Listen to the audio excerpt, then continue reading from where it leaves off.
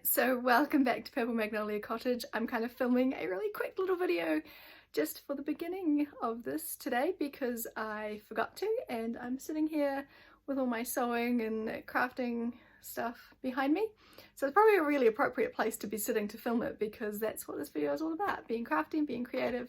So enjoy!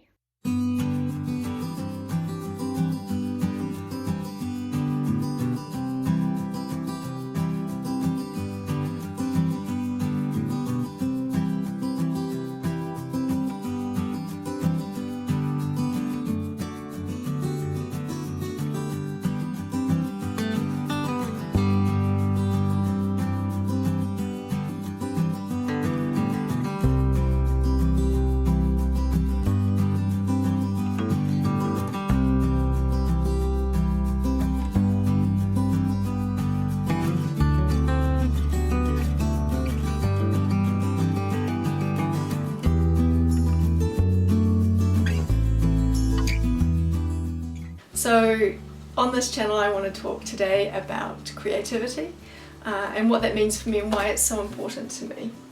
So I grew up in a really creative household. We were always making things. We had this big cupboard under the stairs and it was lined with shelves, and on those shelves there were just millions of boxes, and those boxes held like everything you could imagine, little squares of paper or ice block sticks or, you know, little matchsticks without the match heads.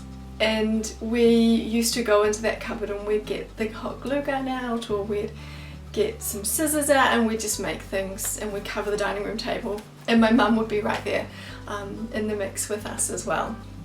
And of course my mum is a sewer.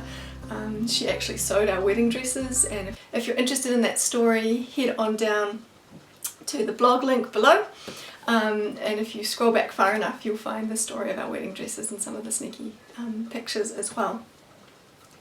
But prior to that, all through my childhood, we were always making things, and I took on board a lot of her sewing skills. In hindsight, I wish I'd taken on more, but there is a lot that I can do, and I really enjoy figuring out and trying a pattern and then working out how I'm going to make that pattern better. And I did that recently with some mask making. Tried it the first time and went, whoa, no, don't like that.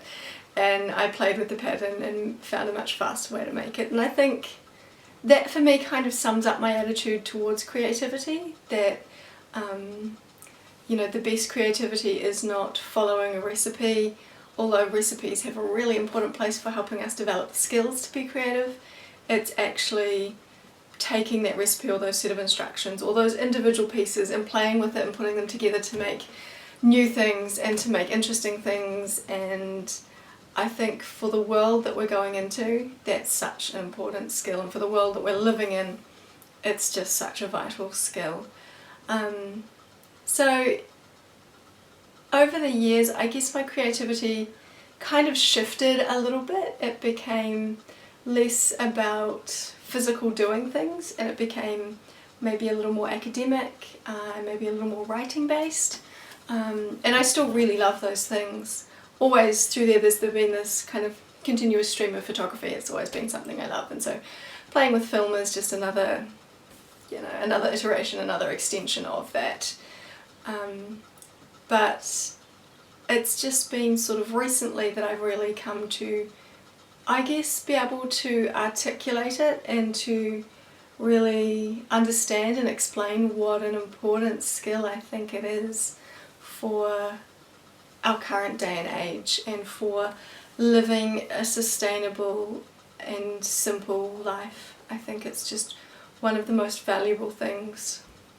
I guess the other thing that really influences that need and desire for creativity is wanting to bring up our son in a way that he sees that he can be creative and that it's such a valid and important way of being, and to not take that away, because I know that sometimes some of the students that I teach, it's almost like they've forgotten that they are creative, and you watch a little child play and they are so inherently creative and imaginative, and our son doesn't have any of that stigma around being creative. He's just like a little kid, even though he's nearly 7. He loves to make up stories. He's the best storyteller, but he'll play for hours just in his own little world and in his own little stories, and the language that pours out of him and the ideas that pour out of him are just so creative. And of course they're influenced by the things he listens to with audiobooks and podcasts, or the things he reads and the things he has read to him,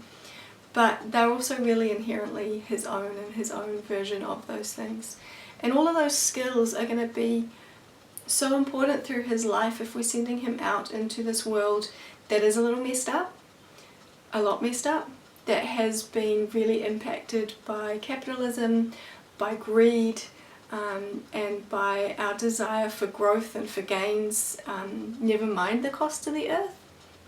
If we're sending him out into this world, then he's going to need some serious creativity in order to solve those problems, and you know what, we all are too. And so having that creative energy, it's not something that comes naturally unless you make space for it.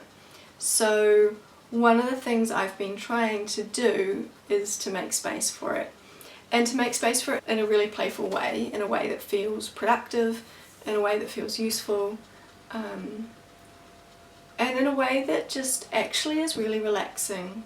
I am a busy person by nature, and I find it really hard to relax.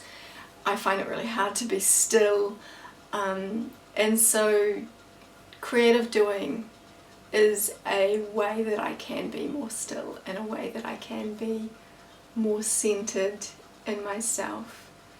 And I find that the more I make space for creativity, the less I want to be in front of my computer, the less I want to check my phone, the less I feel like I need to be connected to the outside world, because I'm just connected to such a rich inside world, and that's giving me everything I need in that moment and in that space.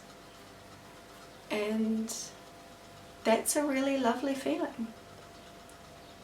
I think we all should want that. I think we all should want that for ourselves and for our families and for our communities.